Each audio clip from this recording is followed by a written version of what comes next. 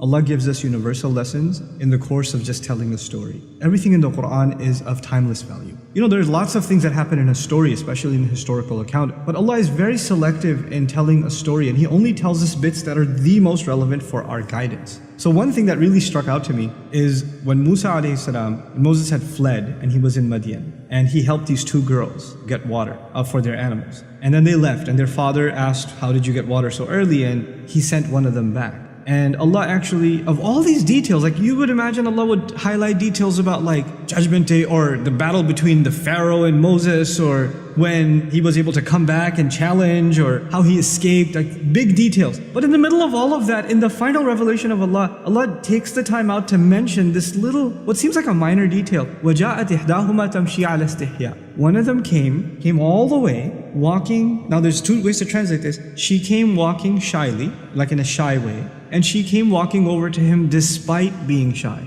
And I was fascinated that Allah would actually go out of His way to highlight the way a woman walked. Like, what benefit could that have? I realized that Allah Azza wa Jal, He highlights things in His book that are so pertinent to human guidance. The way a female walks is a powerful thing. It has an impact in society. As a matter of fact, the female has a presence that has been talked about across cultures.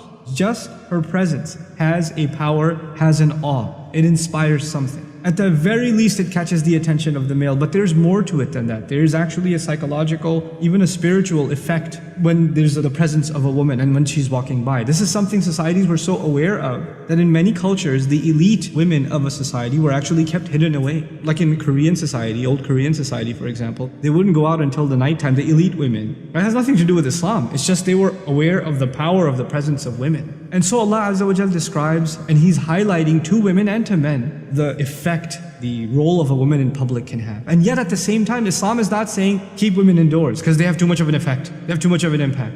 Guys know, the ones that are watching this video, they're sitting in an auditorium classroom and a girl walks into the class, right? She doesn't have to be the most beautiful thing you've ever seen. But so long as she's a female, everybody in the room is gonna at least for a second look and then, okay, yeah, it has an effect. And a guy walks in, that's what happens. So now Allah is highlighting a couple of things. One of the most beautiful things that's being highlighted here is despite her shyness. In other words, she has to engage in society. She has to go out. And yes, there will be people that stare. And sometimes if you have a vulgar society, people comment and whistle and make passes at them, or worse. There are societies where even harassing women on the street has become common. Sometimes verbally and sometimes even physically, it's become common. But yet she has to engage in that society. So she has to find a way of engaging in it. She can protect herself, and yet at the same time be a participant in society. The second thing that's really beautiful here is she walked shyly. In other words, she walked guarding her modesty. She realized that she has a presence, and she realized that this is something that has an impact on others. It's not just about her, it's actually about recognizing the presence that she carries. And so she walked in a way that is shy. She walked in a way that is not showing off,